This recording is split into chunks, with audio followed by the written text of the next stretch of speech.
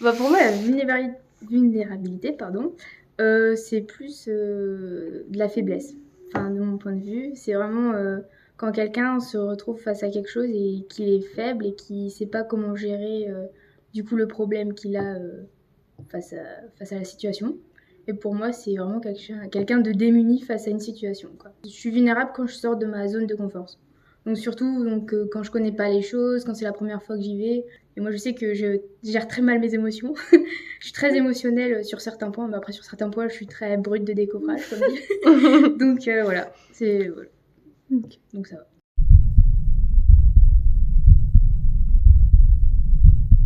Bah comme dit, je suis partie aux Philippines. Du coup, je suis vraiment partie vraiment à l'extérieur, dans une autre culture, parce que de base, moi, je cherchais un stage en Europe. Parce que je me suis dit, l'Europe, ça va être chill, c'est vraiment quelque chose d'assez simple, parce que les Européens, en soi, la culture se ressemble, même si on va en Allemagne ou quelque chose comme ça, même si les plats locaux sont pas pareils, mais voilà.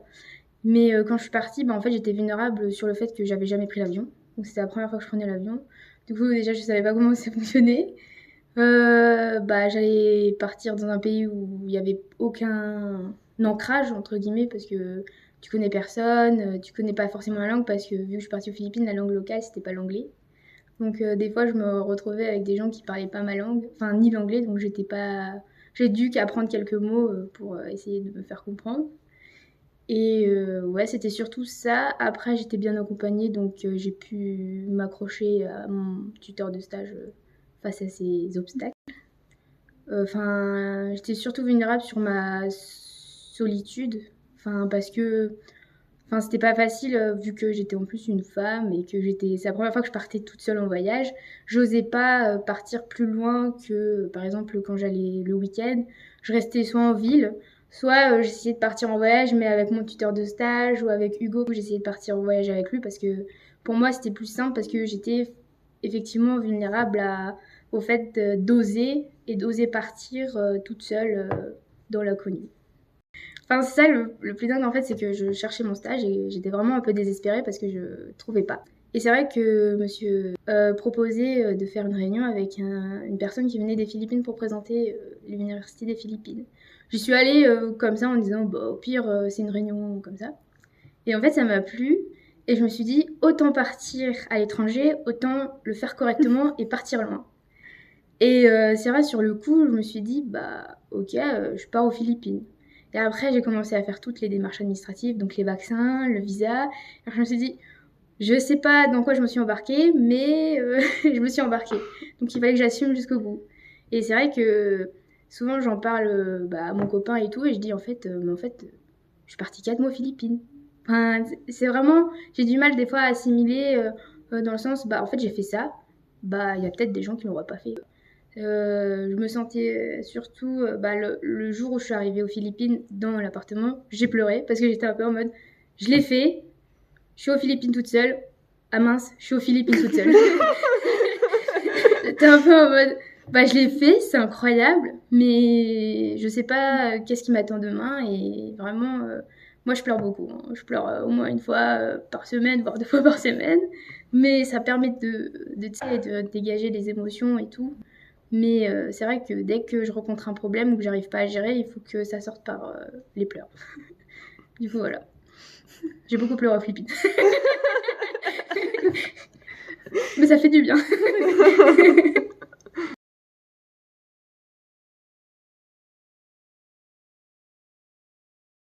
Enfin, bah après, il y avait la tristesse parce que partir sans vraiment attache émotionnelle, parce que je laissais mon copain, je laissais ma famille, ça m'a aussi un peu. Enfin, ça m'a fait pleurer, bien sûr, parce que je partais sans eux et je me disais, ah, ça aurait été peut-être mieux avec une attache quand même, enfin, émotionnelle au niveau. Bah, avec mon copain, partir avec mon copain, ça aurait été incroyable.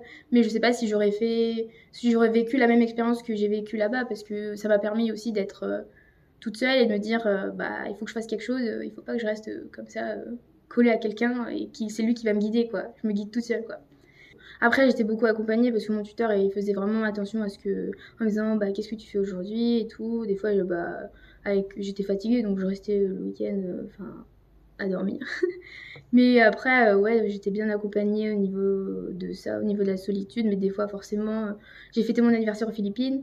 forcément c'était un peu plus compliqué parce que je me suis dit, bah ça aurait été incroyable de fêter mon anniversaire avec ma famille, surtout que ma belle-sœur se mariait le même jour de mon anniversaire et du coup j'ai loupé ça et je voyais les photos défiler, j'étais en mode ouais bah moi j'ai fait bowling avec les Philippins, bon après c'était bien mais je me dis bah j'aurais pu assister au mariage de ma belle-sœur, j'aurais pu fêter avec ma famille que j'avais pas vue bah, depuis longtemps parce que j'étais pas rentrée dans les vacances, enfin j'étais un peu en mode frustrée quoi, j'étais frustrée.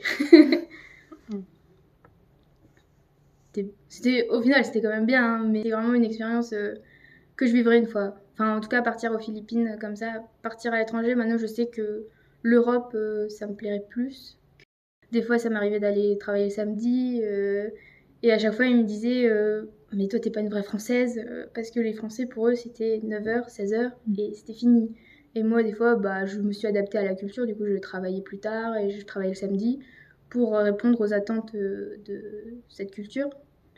En même temps, en même temps, j'aimais le sujet, donc ça me dérangeait pas de rester plus tard. Et des fois, il y avait des manipulations. Bah, au bout d'un moment, t'as une catalyse à faire. Bah, tu vas pas dire, oh, bah, je m'en vais et puis je vous laisse finir, quoi. Enfin, non, tu vas jusqu'au bout de tes manipulations. Donc, oui, ça me dérangeait pas de rester tard le soir. Et puis, au moins, j'avais.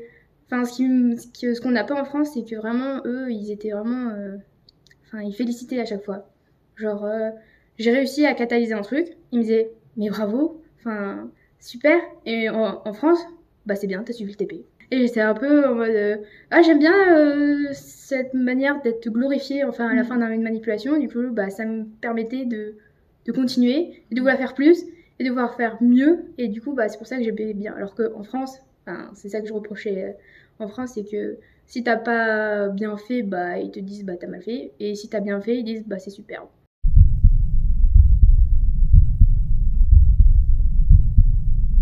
Moi, ce qu'il me faut, enfin, dans ma vie, ce que j'aime, c'est être, quand je fais un bon truc, une fois que t'es glorifié, tu veux le refaire.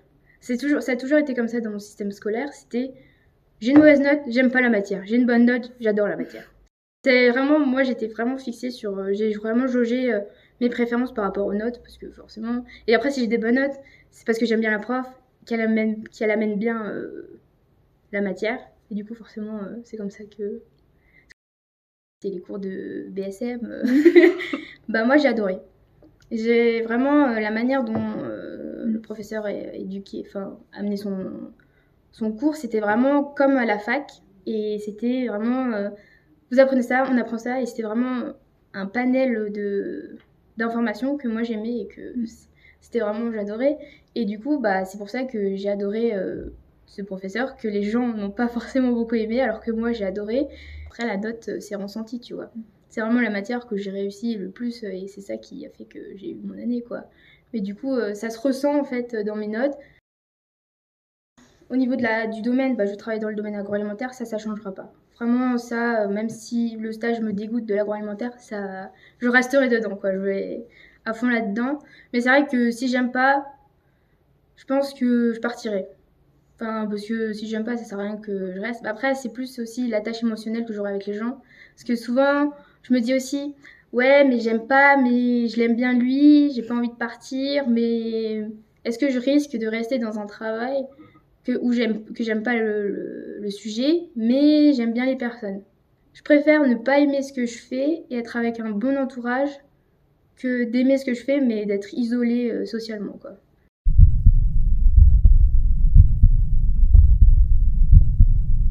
Alors moi, c'est vrai que je suis très peu affectée par la pression sociale.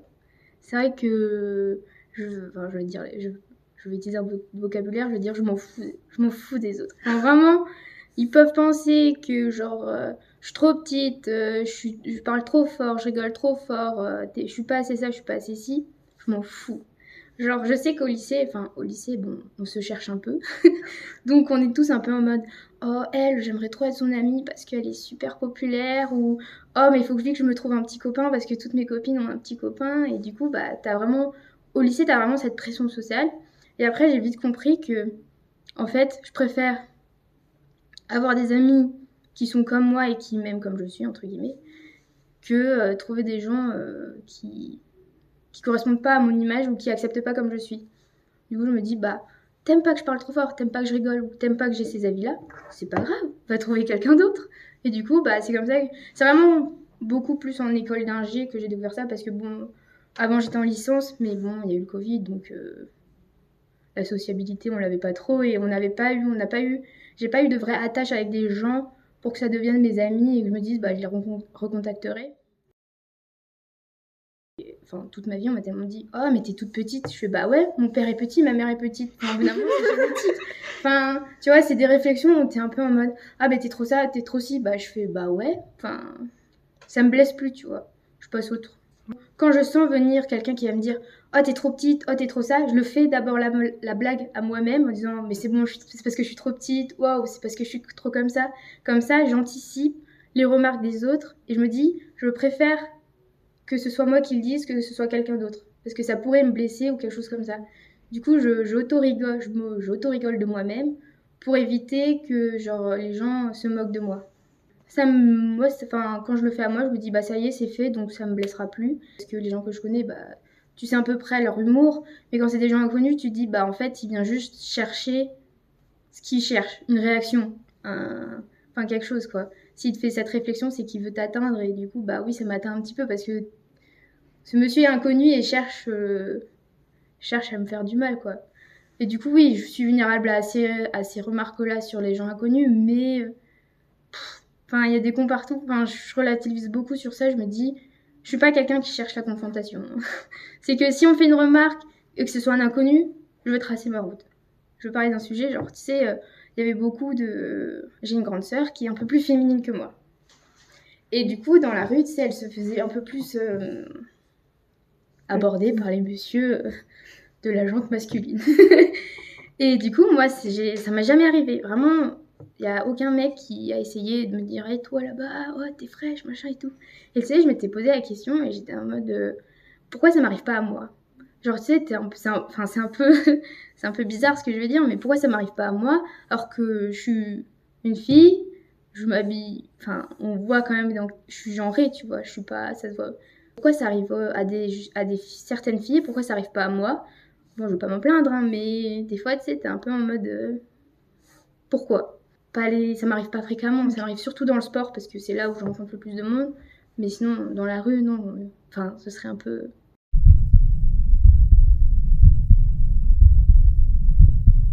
Bah, en fait, dans le sport, ce qui joue beaucoup, c'est être fair play. Et moi, souvent, bon là, ça va au-delà du physique et tout, mais par exemple, parce que moi, je fais du badminton, et du coup, souvent, quand on joue au bad, il y a des fois, il y a des points où dans les mœurs, si tu touches le filet ou que tu fais un point un peu tendu, tu t'excuses, tu vois. Et ça, j'ai vraiment du mal à les gens qui crient sur un volant en disant ouais, super, j'ai gagné le point, qui s'excusent pas derrière. Et du coup, ça, c'est vrai que sur ce genre de comportement, ça peut vite m'atteindre au niveau émotionnel, donc me rendre vulnérable, parce que c'est vraiment des choses où ce que je supporte pas, c'est qu'on s'excuse pas après avoir fait un truc qui est censé être excusable, quoi. C'est ce genre de truc, je peux m'emporter assez rapidement. On dirait pas comme ça, mais je suis petite boule. Je suis très compète, c'est pour ça que je fais du sport. Je suis très compète, et je me dis, en fait, des fois, quand je veux prendre le sport, quand ils gagnent des points, bah, je me dis, et qu'ils crient ouais, j'ai gagné le point, par exemple, bah, je me dis, en fait, t'as gagné le point parce que moi, j'ai fait l'erreur. Et du coup, c'est comme si, tu vois, ils étaient en train de me dire, bah, j'ai gagné le point parce que je suis trop fort. Et du coup, moi, dans ma tête, je fais, bah non, t'as gagné le point parce que moi, j'ai fait de la merde. Et du coup, bah, si tu cries, ça veut dire que t'en rajoutes encore plus sur le fait que j'ai fait de la merde avant. Quand je joue mal, c'est de ma faute. Et quand ils gagnent, ben, c'est de ma faute. C'est pas parce qu'ils étaient bons en face, tu vois. Alors qu'ils sont très bons en face, hein. Oui, ouais. Mais tu sais, t'as une certaine rage qui te dit, bah, si j'ai perdu, j'avais qu'à être meilleure, quoi.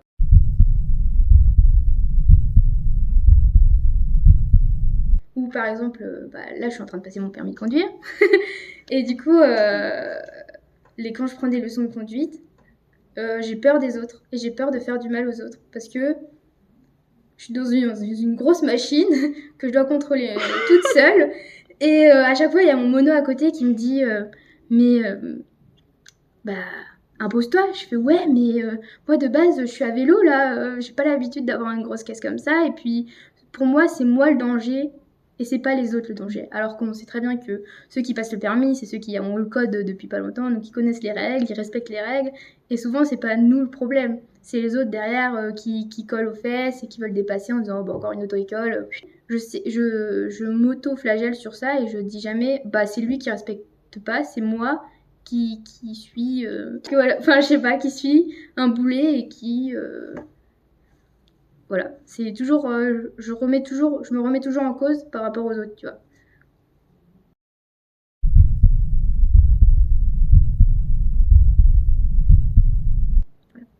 Comment t'estimes ta confiance en toi? À 0. Ouais. Je vais pleurer. Il n'y a pas de problème. comme ça. Il n'y a pas de problème. On t'a dit que vraiment on était le club des pleureuses. Donc, Et on est avec toi si tu pleures trop longtemps. Donc, je te le dis. Voilà. donc n'hésite pas. Désolée. Non, il n'y a pas de souci. Respire et tout. Tu veux un petit mouchoir? Non, ça va, c'est juste bon que ça va couler. Ah, ok, bah vas-y. C'est le flux, le flux instinctif. Plus direct. Ah non, j'ai jamais eu confiance en moi, je sais pas pourquoi. J'en parlais beaucoup avec mon mono parce que c'est vraiment en conduite où j'ai remarqué que j'étais vraiment le plus vulnérable parce que je connaissais rien. À part le code de la route et comment ça marche, la voiture, je connaissais rien. Donc j'étais vraiment vulnérable face aux autres conducteurs et tout. Et un jour, je sais pas, il m'a dit, mais t'as confiance en toi et tout? Je fais, bah non. Et tu vois, bon, je pleurais pendant que je conduisais. Mais tu vois, à chaque fois, il me dit, mais ça se transcrit toujours dans la vie de tous les jours. Je fais, bah, j'ai jamais eu confiance en moi. Genre, quand tu passes un examen, t'es en mode, oh, est-ce que je l'ai réussi, est-ce que je l'ai pas réussi? Moi, je dirais toujours que je l'ai jamais réussi. Parce que c'est pas un abus de dire. Enfin, je sais, parce que moi, c'était la première à ne pas aimer les gens qui disent, oh, j'ai pas réussi et qui ont 16. Ça j'avoue que j'ai jamais aimé ça. Mais je sais pas m'auto-évaluer et j'ai jamais eu confiance en moi parce que je sais pas, c'était un cercle. Enfin, je pense que j'étais tellement méchante avec moi-même que c'est difficile d'avoir confiance en soi. Alors qu'il m'est rien arrivé de grave dans la vie, tu vois. Genre, j'ai une famille aimante. C'était toujours comme ça. Bah, j'en parlais à mon mono, il m'a dit, ouais, bah, moi j'avais une élève. Bah, elle avait eu des problèmes, elle s'était fait toucher, elle s'était même fait violer et tout. Et moi, elle a dit, ouais, elle avait perdu confiance en elle. Et moi, j'étais en mode, bah, moi, j'ai pas confiance en moi, mais il m'est pas arrivé ça, tu vois. Et du coup, je me sentais pas légitime de réagir autant et de me dire, de pleurer, de pas avoir confiance en moi, alors qu'à côté, tu sais, il y a des gens qui vivent des trucs hyper durs, quoi. Et j'étais en mode, bah, c'est genre pour eux, je suis désolée pour eux, tu vois, ça me rend même triste qu'ils aient vécu ça. Et je me dis, bah moi à côté, je réagis pareil, or qu'il m'est rien arrivé de grave. Je sais pas si vous comprenez. Enfin voilà. Du coup, à chaque fois, je me dis, bah arrête de réagir d'une manière disproportionnée, alors que dans la vie, il y a des gens qui vivent des trucs plus graves. Mais je pense que c'est ça que j'ai du mal à comprendre, c'est que j'ai le droit de pleurer, j'ai le droit d'être comme ça, mais des fois, je me dis, mais en fait, enfin, t'as un toit, t'as à manger, t'as des études, tu vas avoir un métier, t'as un copain, enfin, ta vie, elle est tracée, quoi. Et du coup, des fois, je me dis, bah, je sais pas pourquoi je suis comme ça, mais je suis comme ça. Et du coup, c'est des fois, ouais. Ouais. En fait, ça dépend des trucs, ça dépend des thèmes. Genre, vraiment, niveau scolaire, j'ai jamais eu confiance en moi. Et après, bah, au niveau, je sais pas comment dire, mais niveau physique aussi, j'ai jamais eu confiance en moi, mais et je cache ça en faisant toujours des blagues et en étant toujours souriante et tout, tu vois. Et j'en parlais il y a pas longtemps avec Zachary en disant, en cours, on est toujours hyper avec beaucoup d'énergie, hyper second degré, on fait plein de blagues et tout. Et quand des fois je rentre à la maison, bah, je peux être aigrie.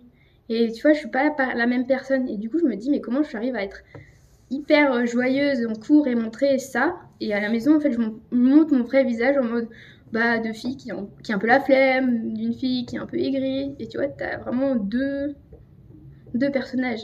Mais c'est parce que peut-être à la maison, je sais qu'il y a mon copain et ça fait longtemps qu'on est ensemble. Du coup, il sait mes faiblesses, entre guillemets. Et du coup, je peux délivrer. Alors que, à part mes amis proches, bah, les gens ils savent pas vraiment comment je suis ou comment je me comporte. Et du coup, comme ça, ils se disent ok, elle est comme ça. C'est vraiment une image. je pense que je me donne.